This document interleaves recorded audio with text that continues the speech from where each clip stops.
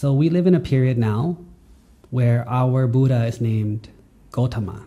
Some people know him better as Siddhartha when he was a prince. So for today, I want to go back and tell the story of when he made his first aspiration. The aspiration is very important because that's the first moment a person is considered a Buddha in training. Now, the word for it is called Bodhisattva. A Bodhisattva is a person who will, in the future, become a Buddha for sure.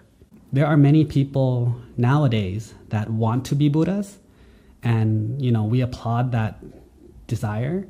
However, most of them, if not 99%, will not achieve it. However, our Buddha obviously achieved his goal. So today I want to tell the story of the first time that he made the aspiration. Before we get to our Buddha and his path, now I'm going to use the word Bodhisattva and Buddha. Buddha is only when that person has already become enlightened. It will only happen once in his very last life. Every moment before that enlightenment, all the way back to the first moment of the aspiration, he is known as the Bodhisattva or the Bodhisat.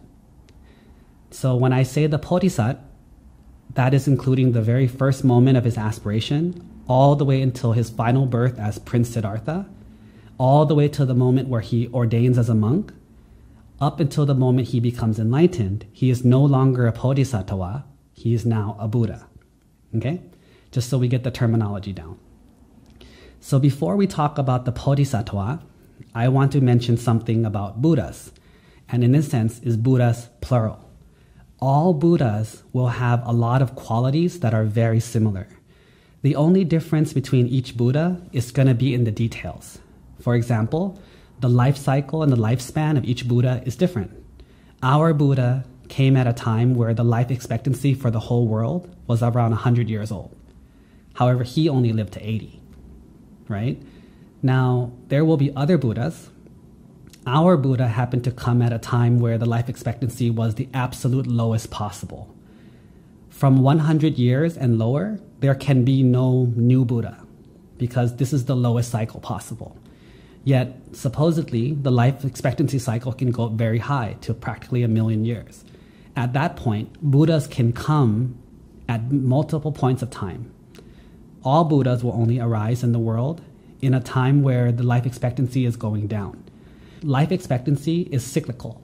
It goes up and it goes down.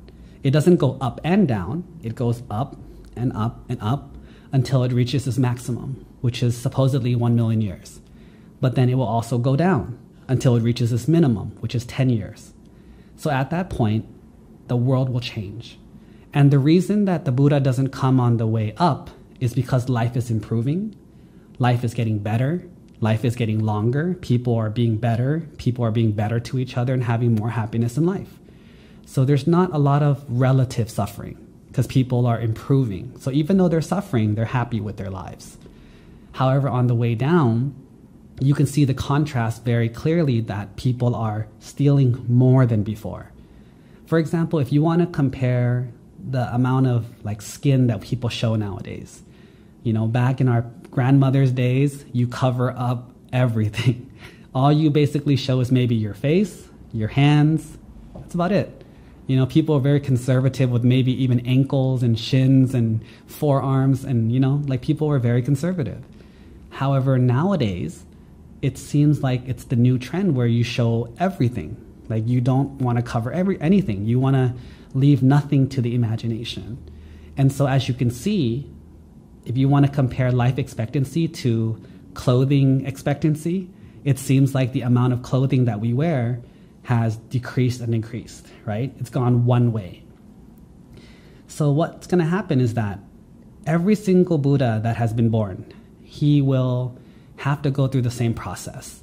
Now, the process is at some point in the distant past, and we're talking about more than 1 billion years. So the words that they use are asankhaya and kappa. Kappa is already it's called an incalculable period. So it's already a number that we can't even comprehend. Asankhaya is that kappa up to the exponential power. So basically they're just saying forever, ever, forever, ever, and then infinity. Like it's just so long that the human brain can't comprehend how many cycles that takes up.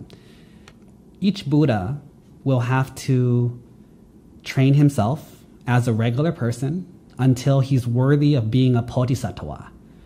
Now what happens is he will have to encounter a Buddha, like a real Buddha, and make a tremendous offering. For that offering alone is not what makes him a Buddha or a bodhisattva. It has to be, he has to have lived a life long enough that it's done enough good to be worthy of it, and that last offering pushes it over the top. Then he will ask that Buddha to look into the future and guarantee that I will achieve Buddhahood. Once that Buddha says, yes, you shall achieve Buddhahood in the future, 10,000 kappas, 100,000 asankhayas, you will achieve it. At that moment in time, that person will be known as a bodhisattva. From that day, that very day, starting the very next life, or even that life, his job is to maximize his paramitas. There's 10 paramitas, and there's 3 levels for each one. So he's going to have to maximize every single one to the very top limit, which most humans, 99.999%, cannot do. This is a job that only a Buddha can do, or only a person that's a bodhisattva who's trained to be a Buddha can do. And that's why it takes so long. He has to suffer and try and fail and suffer, try, improve incrementally until he can make it to that final level. Every single Buddha will have 10 last lives before he becomes the Buddha, which they call the Tassa Chataka, the last 10 lives, where he will max each individual paramita. He will max each one in each one of those lives. For example, for our Buddha, the very last life, so T-1, his name was Wei Sandan, and he maximized his charity. In that life, he gave away a white elephant, gave away toys when he was a kid, gave away anything that was asked, up to the point where he literally gave away his 2 children to be slaves to someone who asked for it. He even gave away his wife, which is another story we'll tell another day. And so in that life, he trained to be maximized giving, right? Now, every Buddha will have the same thing. He'll be born a prince. He'll be born in a certain country, in a certain continent, at a certain time with a bunch of followers. He will become a prince. He will live life with pleasure. He will get married to his soulmate. He'll have children, whether it's 1 son or 2 sons or a son and a daughter. Then he will see the other side of life. So he's going to see aging and illness and death, which will shock his soul. And he will have that in contrast to his princely life. And then he will see someone who is ordained. Once he sees that person who is ordained, with that suffering in his heart, he's going to want to ordain. Once he ordains, depending on what kind of bodhisattva he is, he'll spend some time practicing, and he'll always be practicing wisdom.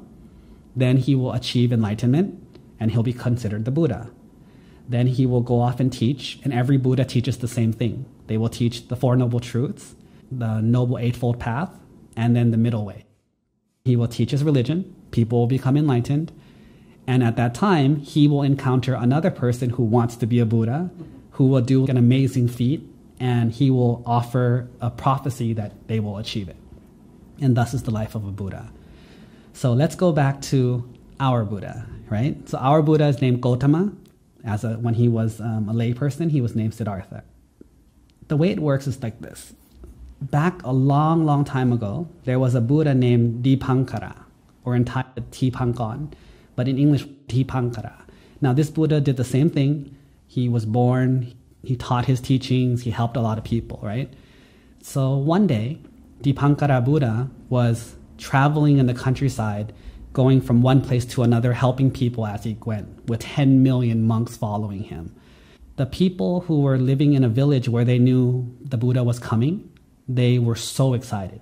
Now you have to understand, when a Buddha is born into the world, it's like Michael Jackson, Michael Jordan, Maroon 5, like some big popular band is coming to a place nearby and you have a chance to see them. The Pope is coming or the Dalai Lama is coming, but it's that to like an exponential amount. It's almost like the God of gods. It's like a one-time thing. He's going to be here. Barely anyone ever gets to meet one, and you get to meet one. And so when people are talking about a Buddha is coming, it's like this mystical thing that, is that even real? Is it actually going to happen? Am I really going to get to see one of these kind of people? It's legendary. People are so excited. So what happened was, he's going to walk through this path, through the forest, through the woods, and all the villagers, they didn't go to work that day, and they just took time, sweeping, raking the leaves out, getting rid of like the tree trunks in the way, filling potholes and holes in the ground, like trying to dry places that are muddy and hard to walk, so that the monks and the Buddha and his monks can walk this way and have like an easy path. So what happened was, while all these villagers were doing that, there was a person known as an ascetic. Ascetic is a person that chooses to ordain, not necessarily to a religion, but just ordained to search for the way to freedom. Now, there was an ascetic named Sumedha. Now, this ascetic had supernatural powers. Supposedly, he could fly. And so during that day, typically he's flying in the clouds. No one can really see him. But when he looks down today, suddenly, he hears a loud commotion. So he looks down and he sees like hundreds and hundreds of people fussing around in the forest. And this is a very weird thing to see. So he comes down from the air. People see him and they're all like, hey, there's a guy flying up there, right? And then they say, hey, is that the Buddha? It's like, no, that's an ascetic. It's like, okay. And he asked them, like, hey, guys, like, what are you guys doing? And people are like, you don't know? Like, you don't know? And everyone's all excited. It's like, what are you guys doing? Well, we're preparing this path so that the Buddha can pass here and walk, and then we can pay our respects to him. The Sumedha ascetic, when he heard this word Buddha, he's like, what did you say? You said a Buddha is coming? Wait, a Buddha, like as in the mythical thing that we call a Buddha, like that's actually a thing? Like he's alive and he's coming this way? And at that moment, he was just like, can I help? And they're like, yeah, sure. At the end of the line, there's some area that's not finished yet. Go ahead. And so he was using all of his powers and his physical body, and he was, clearing away trees, throwing away twigs and rocks and doing the best he can. And, at the same time, you got to understand, everyone is so happy. Like, no one's worried about being tired and sweating and bleeding. Everyone's just like, everything that we do here is for like a once in a lifetime opportunity to just even see a Buddha. So everyone's like so blissful and happy. And so he's having a good time. Everyone's having a good time working on this. But suddenly, apparently, the Buddha arrived earlier than they expected. And so maybe 80%, 90% of the path was finished. So everyone sat on the floor. They would throw rose petals on the floor. They would throw like all the things that they want to offer. They'll sit down and they'll bow and they'll cry, and they were excited and exclaim. But what happened was, when the Buddha got to the end, the ascetic saw that there was a big puddle still in the road, where the monks would either have to walk into the deep forest to get around it or walk in the puddle. And so at that moment, he made a choice. He looked at the Buddha with tears in his eyes. He was just so overwhelmed by his opportunity. This is like his once in a lifetime opportunity. He's like, I'm not going to waste it. So he took off his robe, his favorite robe. He took off his one robe, put it on top of the puddle. And he said to the Buddha, when the Buddha stopped in front of him, he says, I would like to make an offering. And my offering is, I ask that you guys step on me and my clothes as you cross this puddle, so that no water and dirt touches your feet. May you please allow me to do this huge action. And you got to understand, they're saying that like, that's a Buddha and like 10 million monks or something like that, right? According to the numbers, like it's huge. That's going to take hours. And, people are stepping on your head and on your arms and your back, and he's asking them to do this. And he says, I want you to do this. Like, this is a voluntary action. I want you to do this. Just like how I want you to walk on my head and my back and my legs and my feet, I also want to help people in the future walk over the water of suffering so that they can be free into nirvana. So may this be my allegory, my analogy.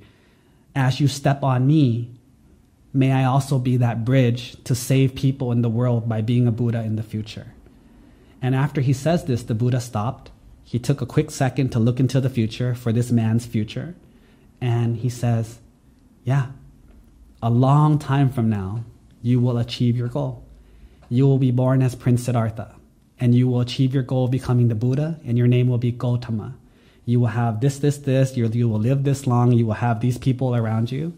And the ascetic was so elated that he got the prophecy from the Buddha that he's going to succeed. And so he laid down, undid his hair, and laid down on the floor face first, and just happily let all the monks walk across from him. Now, as everyone stepped on him, of course, there was a lot of pain, and it was difficult, right? You're getting smushed into the water, and it's not an easy thing. However, for him, all he could think about was, it's a worthy trade. It's a worthy trade. It's a worthy trade. And at that moment, that was the first moment that he achieved the level of Bodhisattva. So from that moment forward, he will forever be known as the Bodhisattva. Now, I want to add another interesting part of the story that is told in a different book that I think is very interesting. Every Bodhisattva will have two things that go with them. One, they will have a person who will walk as their partner. So it's kind of like a soulmate, but it's more like a partner. It's not so much about love and sex and companionship. It's more about somebody who's willing to help you shoulder the burden that is to become a Buddha. Like, it's not easy. Like someone who wants to do that for you. And so what happened was, when he was flying in the air, so let's rewind a couple moments. So he's flying the ascetic's flying in the air. This young woman sees him and it's like, oh wow, like this guy has some powers. Like, he's not like a normal person. And so she was already impressed by him. While everybody was clearing the land, she was working, but she looked over and this one guy is clearing like 10 times the amount of what everyone else is clearing. She's like, wow, this guy's impressive. Then when he makes the aspiration to let the Buddha step on his head, she's like, wow, like, can a regular person actually do something like that? And then when the Buddha says, this guy will achieve it, she was just so impressed in this person that, like, this is not a regular soul. This guy is going to become another Buddha in the future. And so she went over to the Buddha also. This is all before the Buddha stepped on his head, right? Like, this is like before, like as he's asking for this request. She went over to the Buddha and says, with my hard work and all the offerings that I have made, I would like to be his wife next life. Now, the ascetic is like, hey, who are you? I don't know who you are. And like, where you come from? What? You want to be my wife next life? Like, no, I don't know you. I don't know anything about you. Like, why would you tie your life to mine for like eternity, right? Like, I don't accept your request. And then the Buddha said to him, before you're so quick to deny her request, think about this. Your quest of Buddhahood is going to be filled with struggles and pain and difficulty. It is probably one of the hardest things that anyone can do. It is something that is so difficult and so strenuous and just so practically impossible for most people that it's going to be very difficult.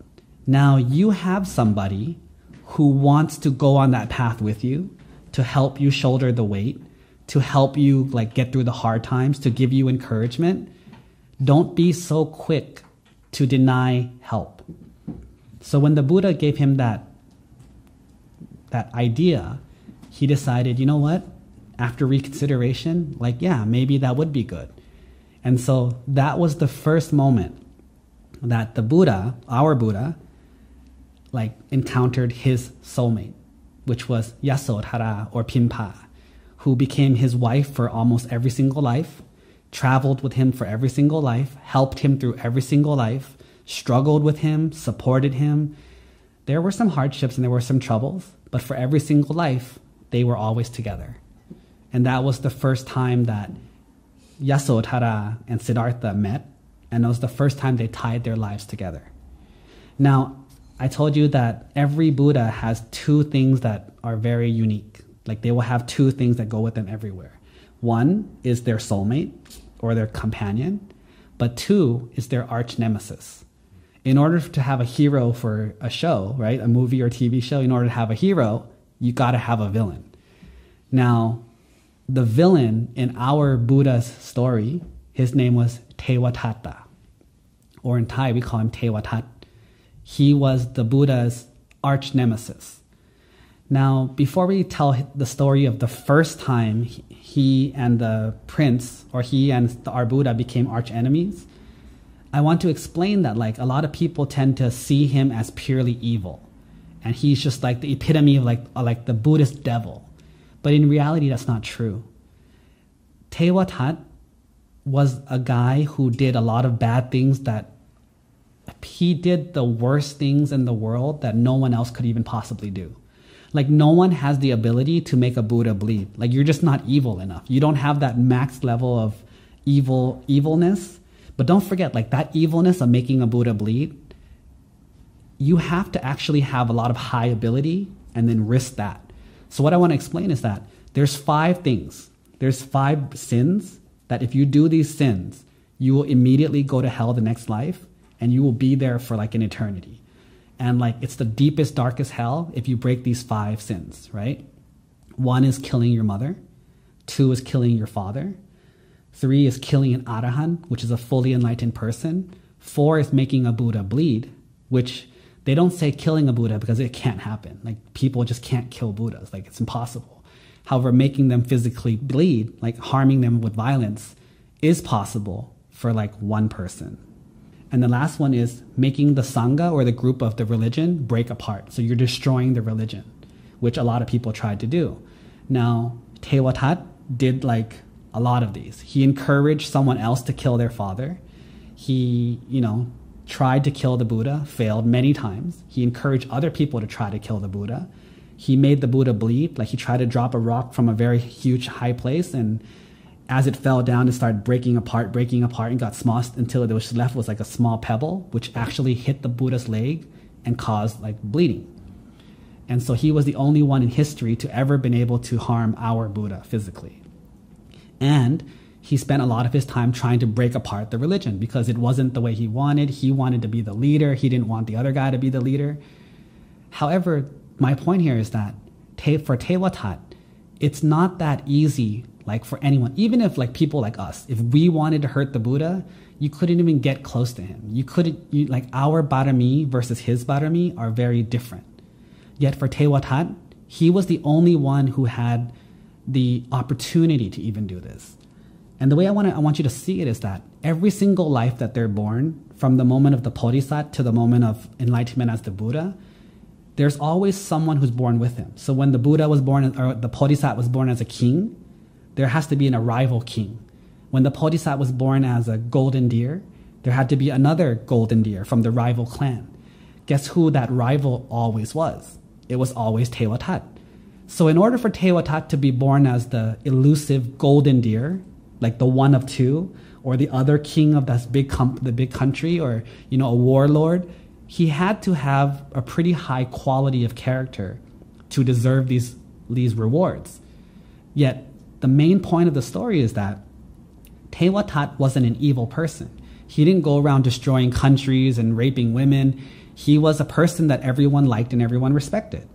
It's like an older brother and a younger brother, an older sister and a younger sister. It's just that the younger brother just always lost to the older brother. Like, they would wrestle and he would lose. He'd beat everyone in the world, just not his own brother. They'd shoot basketball. He's the best in the world, just not as good as his older brother. And so that's where the anger came from, is that he looked at our Buddha as his arch enemy. But in the meantime, other than fighting with that one guy, he was a pretty swell guy probably, right? So I want to tell the story of the first time Thevatat and our Buddha tied the knot. Before our Buddha became a Bodhisattva, an official Bodhisattva, he was just a traveling soul. He was just a soul that was traveling in the cosmos in the rebirth cycle. Then what happened was, after he made his aspiration and deserved it and got the prophecy, he tied himself to the Buddha path. But as he tied himself to the Buddha path, also the person who was his enemy to like get revenge also got tied to the path. And his soulmate also got tied to the path. They all tied to the same person. Now, I want to tell the story of the first time Devadatta got tied to Siddhartha. I'm going to assume, I don't have the actual facts here. I don't know if this was before the Buddha became a Bodhisattva or after. I'm going to assume after, but I don't know for sure. So let's say one day, these two guys are actually I wouldn't say friends, but let's say acquaintances or people who are cordial. So they both come to a landing and they decide, hey, let's cross over this river and we're going to enter that town and we're going to go sell our wares. Like they're ancient merchants, right?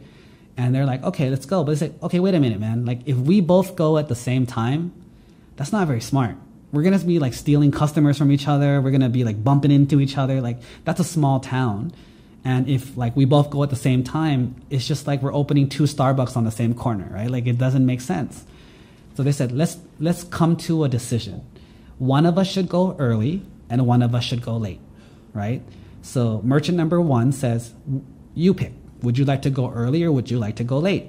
Well, merchant number two says, he thinks about it for a second, right? And he's like, well, if I go first, I can set any price I want and no one has a frame of reference. Everybody will see my goods and they'll see how cool they are and get excited and want to buy my goods, and they have nothing to compare it to. I have a monopoly on the market. So merchant number two says, I'm going first. Merchant number one thinks, I want to point out is that if you pay attention to this, there's always an aspect of wisdom to our Buddha, because he was the wisdom Buddha. He had an aspect of he always thought things through pretty clearly, right? And so for him, he said, okay, you can go first, you can set the price, people will see your wares, but when I go in the afternoon, they will see my things and they will remember your things and they will be able to compare that my things are actually good. Because they saw yours, they can compare it to mine. Also, people who maybe wanted to buy yours but decided not to or weren't sure, when they see mine, they'll just buy mine. More than that, since you have to set the price, everyone's going to haggle with you for the price, right? So $10, no 9, okay, 8, no 7, no 5, no 10, no 8. You have to argue with people. But when I get there, the price has already been set. I'll just sell it for whatever price you set. And so I won't have to argue with anyone, which won't give me a headache. And so for him, merchant number one said, that's fine, you go first. So merchant number two paid the ferry, let's call it 8 silver coins, and crossed the river. Got to the town, started selling his wares house to house, right? Knock on the door, hey, do you want to buy something? And they would trade. They would do a barter system. So what happened was he got to this house that looked like a rundown mansion. Like it was a really big like foundation. It looked like a big house, but the windows were all cracked. It was like just dirty and filthy and untaken care of. And he like looked inside and he was like, no, I'm not going to stop here. And he heard the sound of an old lady saying like, merchant, like, stop a second, give me a second. And he stops it. What do you want, old lady? And she's like, well, my granddaughter, like she's so young, she's never had a toy. Can you see it in your heart to like give us a toy? He's like, I'm a merchant, I'm a business, I'm not going to give you stuff for free. You got to trade me for something. And she's like, but we don't have anything. We don't have anything of value.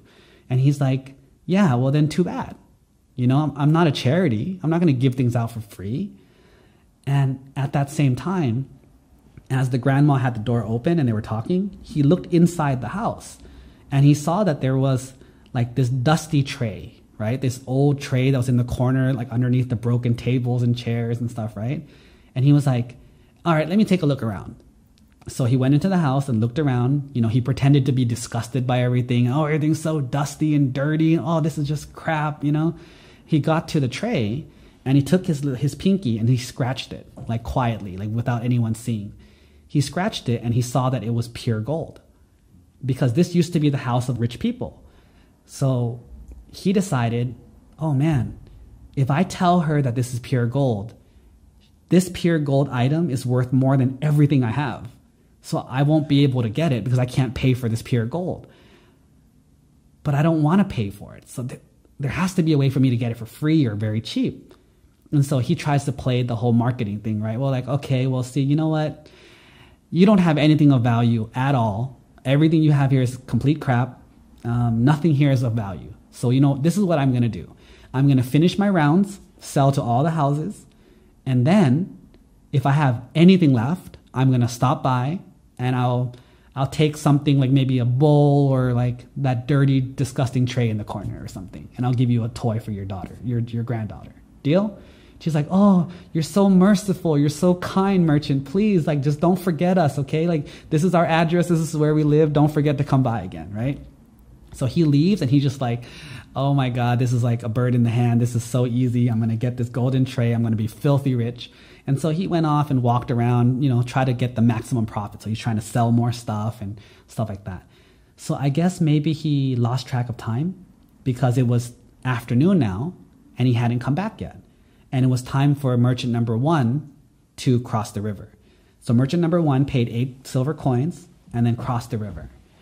Well, when he got to the other side of the river, he happened to maybe land in a certain place where he was right next to the grandma's house. And so the grandma saw him, and at first the grandma probably thought it was the other merchant and was like, oh, merchant, you're a different guy. And she says, oh, hi. It's like, I'm here to sell things. She's like, don't even bother stopping here. He's like, oh, okay. He's like, no. It's not because we're trying to kick you out. It's just that like the other merchant already told me. He's already searched my house and said we have all crap. So like there's nothing here worth anything. I don't want to waste your time. And she's very sad, right?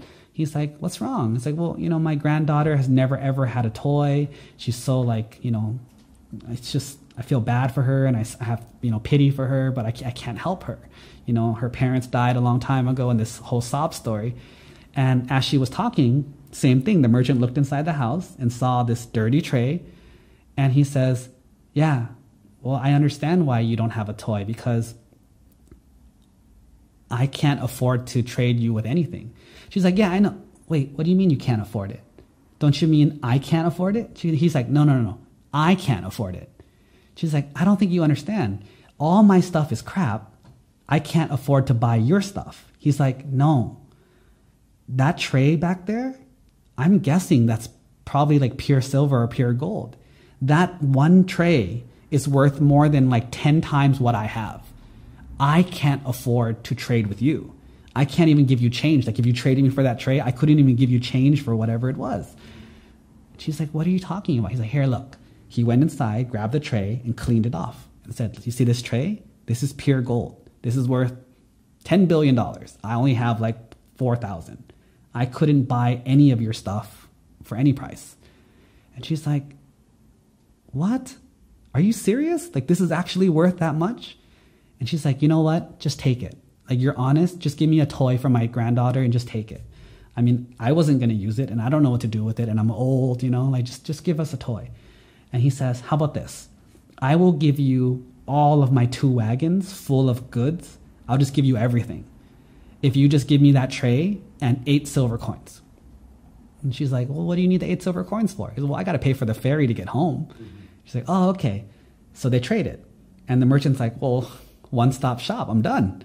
So he turned around, went back to the ferry, paid 8 silver coins, got on the ferry, and was just sitting there with his like golden tray and just happy and just, over the moon, right? It just so happened at that very moment, merchant number 2 was coming back and he's like, okay, grandma, where are you? I'm ready to trade. I have a couple, little things left. I'm ready to trade for something like a bowl or that dirty, disgusting tray or something. I'm ready to do you a favor. And when he got to the house, the grandma, has all these big wagons and she grabbed like a big spatula or something. And she says, get out of here, you liar. Get out of here, you thief, you scoundrel. And the guy's like, he's not really afraid of a grandmother, but he's kind of like, wait a minute.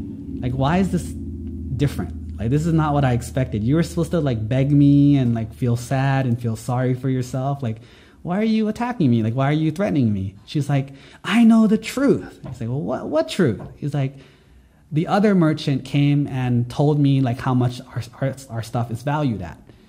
And all he could hear was, wait, what? The other guy came already? And where's the tray? And she's like, it's gone. I traded to him. And he's like, all right, which way did he go? So she pointed over toward the ferry. And he saw, like, in the distance, a boat halfway across the river. So he ran to the river, like the beach next to the river, and said, hey, merchant number 1, come back here. You took my tray.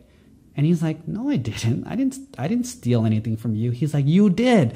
I got here first as our agreement. I saw it first. I made an agreement for it, and it's mine. And the merchant was yelling back like, no, I traded fair and square, and I got it. I'm not going back to give it to you. He's like, you have to give it to me. That's fair. And he's like, no, too bad. And merchant number 2 was just, I don't know if you can imagine it, but can you just imagine that whole, you almost had $10 billion and it's gone, and this guy has it and he refuses to give it back. And you're just telling yourself that it's mine.